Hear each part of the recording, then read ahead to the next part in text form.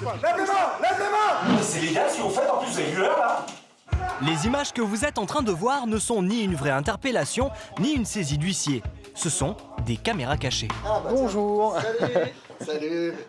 Alain a fait appel à Emeric et son équipe de comédiens. Car c'est nouveau et c'est très tendance, il propose de créer des caméras cachées sur mesure pour vos amis.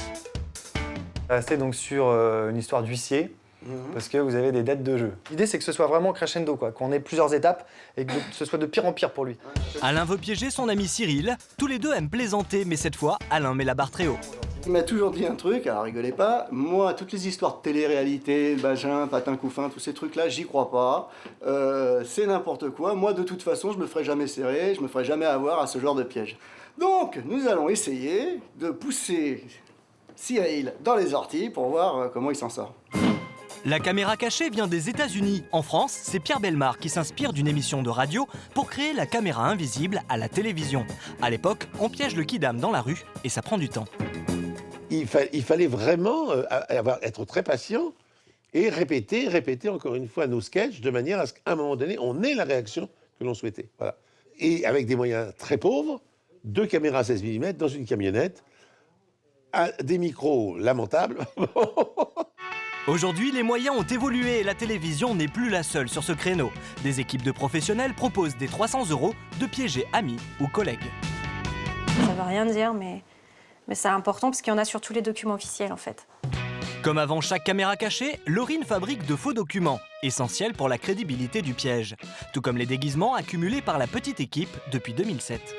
Celui qu'on aime le plus utiliser, c'est notre costume de gendarme. Donc un costume officiel, on a une autorisation bien évidemment pour utiliser ce genre de costume. C'est obligatoire, hein, ça crédibilise l'histoire d'avoir le costume, l'habit qui va avec, d'avoir l'apparence en fait du personnage. Emeric et Nicolas, eux, sont les bricoleurs du groupe. Et après plus de 300 caméras cachées réalisées en 4 ans, les deux compères connaissent les ficelles pour dissimuler une caméra. On met la caméra là-dedans, c'est Laurine qui va tenir le carton. Et il y aura des courses comme ça qui vont se promener un petit peu au-dessus. Donc ça fait la blague. Costume, accessoires, caméra et micro, ça y est, tout est prêt. Allez, c'est parti. Vous êtes gentil, vous me laissez le plus lourd. Bah ouais, mais t'es la femme. Mais Emeric et son équipe ne sont pas les seuls dans ce domaine. Daniel, lui aussi, propose de créer des caméras cachées sur mesure. Aujourd'hui, il a rendez-vous avec Reba et Nazim qui veulent piéger un ami. Il s'appelle Jacques et il vient de se marier. Les deux copains seront de la partie. J'aurais bien voulu mêler la police dans l'histoire. Ouais. Ça fait toujours peur. Ok. Après, il y a des limites qu'on ne peut pas dépasser, vous comprenez bien? Ça serait bien de le secouer un petit peu, on va dire. Voilà. Donc on va voir justement avec Daniel pour essayer de trouver un bon piège qui est à la fois marrant et qui va lui faire peur aussi, il faut dire la vérité. Plus spécialisé dans les caméras cachées d'action, Daniel a créé sa société de production il y a 2 ans. L'important, c'est toujours rester crédible. Même si le piège est très gros, bah, la plupart du temps, ça passe, quoi. La caméra cachée va se passer dans le restaurant de Nazim, l'un des piégeurs. L'équipe est arrivée et camoufle très vite les 4 caméras. Daniel, lui, briefe ses comédiens pour la fausse interpellation. Donc là, vous arrivez là à fond, qui vous voit et qui ne vous voit pas, il faut aller vite. Tu vois ce que je veux dire? Voilà. Daniel et ses comédiens sont habitués et ils ont tout ce qu'il faut pour jouer leur rôle à fond. Aujourd'hui, j'ai un 11-43, parce que la BAC a régulièrement, enfin voilà, holster, monote, avec le bonnet au cas où. J'ai le toki pour prévenir les gars.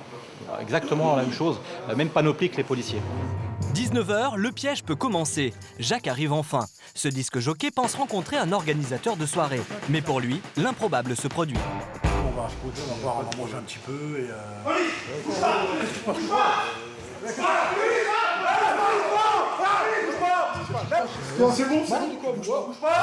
Les faux policiers l'accusent d'être de mèche avec Daniel, un organisateur mafieux, et cherchent son associé, Didier. Un certain Didier.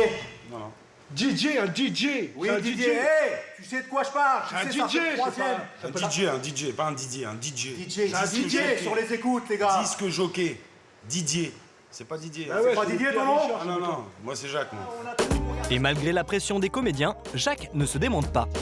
Ouais, un DJ, ouais, c'est de la musique. Didier. Ouais, je vais aller en cabane pour de la musique. Lui, il a tout vu. T'es dans la merde. Didier, t'es dans la merde. Moi c'est Jacques. Jusqu'au moment où il découvre qui se cache derrière la cagoule, l'un de ses amis. Hey, ça C'est quoi? Regarde là-bas. Qu'est-ce qu'il a su?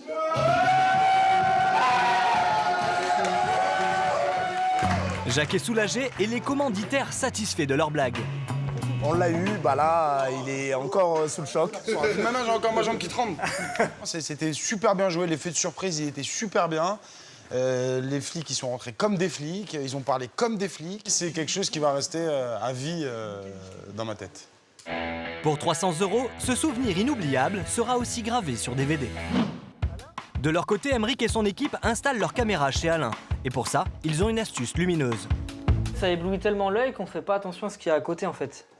On voit pas, notre œil va se fixer naturellement sur la source de lumière et pas sur l'objectif. Dans quelques instants, le piégé sera là. Les comédiens sont sur le qui-vive, ils vont devoir improviser une fausse saisie d'huissier. Surtout, vous n'êtes pas statique, vous restez pas devant les cams, évidemment. Et puis voilà, c'est bon. 20h43, Cyril arrive chez Alain, qui trouve vite un prétexte pour s'éclipser. Je descends vite fait chercher un truc à boire. Je suis désolé, j'ai pas de pinard, j'ai que dalle. Bah tu veux jouer avec toi? Non, non, c'est bon, je vais descendre, reste là, tranquille, pinard. Qui est là? Donc, on vient procéder donc à l'enlèvement sur réquisition du tribunal de grande instance de Paris. Un huissier, des déménageurs dans l'appartement d'Alain, Cyril n'en revient pas et impossible de joindre son ami. Écoute, il y a un truc de dingue, là, il y a des huissiers qui sont chez toi, il y a un ordre de saisie, je sais pas quoi, et on est en train de déménager tous les meubles, remonte tout de suite. Les comédiens vont loin et ils prennent même les affaires de Cyril. Non mais vous savez pas, on scout non plus. On nous prouve que c'est votre scout. Ah, non bah écoutez, vous voulez voir les papiers du scout? Le faux huissier tente ensuite de lui extorquer de l'argent. Non mais attendez, je vais pas vous payer 1000 € pour un truc en plus qui me regarde pas enfin. Pendant une demi-heure, les comédiens testent les limites de Cyril. Mais retirez ça, vous enfin vous avez pas piqué ma veste non plus. On s'en va. Eh, et ça c'est mon casque. Petite banane. Allez. Mais en plus il pique les bananes, c'est pas vrai ça. Alain, de retour chez lui, Cyril va tomber des nues.